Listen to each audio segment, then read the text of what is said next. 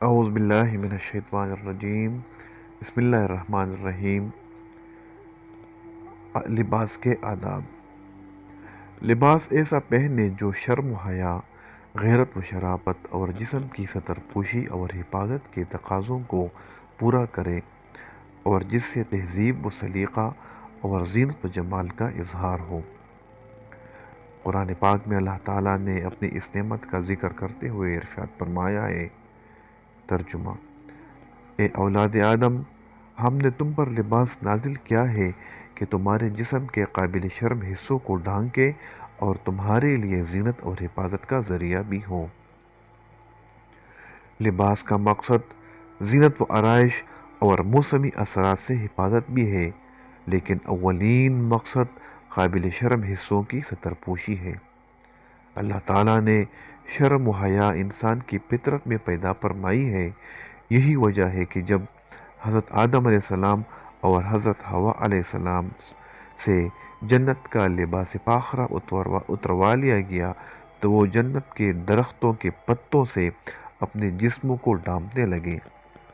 اس لیے لباس میں اس مقصد کو سب سے مقدم سمجھیے اور ایسا لباس منتخب کیجیے جس سے سترپوشی کا مقصد بخوبی پورا ہو سکے۔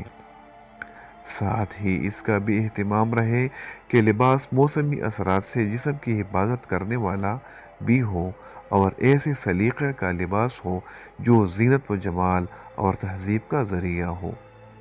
ایسا نہ ہو کہ اسے پہن کر آپ کوئی عجوبہ یا کھلونا بن جائیں اور لوگوں کے لیے ہنسی اور دل لگی کا موضوع مہیا ہو جائے۔ لباس پہنتے وقت یہ سوچئے کہ یہ نعمت ہے جس سے اللہ تعالیٰ نے صرف انسان کو نوازا ہے، دوسری مخلوقات اس سے محروم ہے۔ اس امتیازی بخشش و انعام پر اللہ تعالیٰ کا شکر ادا کیجیے اور اس امتیازی انعام سے سرفراز ہو کر کبھی بھی اللہ تعالیٰ کی ناشکری اور نافرمانی کا عمل نہ کیجیے۔ لباس اللہ تعالیٰ کی ایک زبردست نشانی ہے۔ لباس پہنے تو اس احساس کو تازہ کیجیے اور جذبات شکر کا اظہار اس دعا کے الفاظ میں کیجیے جو نبی کریم صلی اللہ علیہ وسلم نے مومنوں کو سکھائی ہے۔ بہترین لباس تقوی کا لباس ہے۔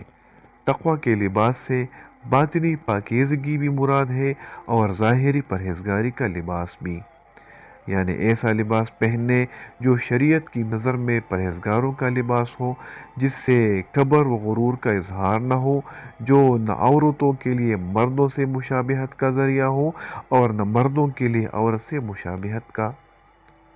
ایسا لباس پہنے جسے دیکھ کر محسوس کیا جا سکے کہ لباس پہننے والا کوئی خدا ترس اور بھلا انسان ہے، اور عورتیں لباس میں ان حدود کا لحاظ کرے جو شریعت نے ان کے لیے مقرر کی ہے، اور مرد ان حدود کا لحاظ کرے جو شریعت نے ان کے لیے مقرر کی ہے۔ نیا لباس پہنے تو کپڑے کا نام لے کر خوشی کا اظہار کیجیے کہ اللہ تعالیٰ نے اپنے فضل و کرم سے یہ کپڑا عنایت فرمایا ہے، اور شکر کے جذبات سے سرشار ہو کر نیا لباس پہننے کی وہ دعا پڑھیے جو نبی پاک صلی اللہ علیہ وسلم پڑھا کرتے تھے۔ حضرت ابو سعید خدری رضی اللہ تعالیٰ عنہ فرماتے ہیں کہ رسول اللہ صلی اللہ علیہ وسلم جب کوئی نیا کپڑا، عمامہ، کرتا یا چادر پہنتے تو اس کا نام لے کر فرماتے۔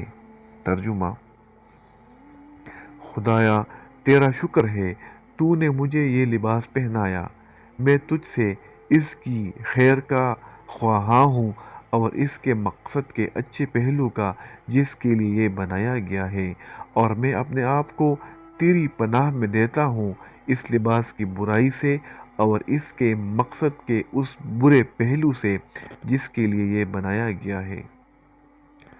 دعا کا مطلب یہ ہے کہ خدایا تو مجھے توفیق دے کہ میں تیرا بخشا ہوا لباس انہی مقاصد کے لیے استعمال کروں جو تیرے نزدیک پاکیزہ مقاصد ہے۔ مجھے توفیق دے کہ میں اس سے اپنی ستر پوشی کر سکوں اور بے شرمی، بے حیائی کی باتوں سے اپنے ظاہر و باطن کو محفوظ رکھ سکوں، اور شریعت کی حدود میں رہتے ہوئے میں اس کے ذریعے اپنے جسم کی حفاظت کر سکوں اور اسے زینت و جمال کا ذریعہ بنا سکوں۔ کپڑے پہن کر نہ تو دوسروں پر اپنی بڑائی جتاؤں، نہ غرور اور تکبر کروں، اور نہ تیرے اس نعمت کو استعمال کرنے میں شریعت کی ان حدود کو توڑوں جو تو نے اپنے بندوں اور بندیوں کے لیے مقرر فرمائی ہے۔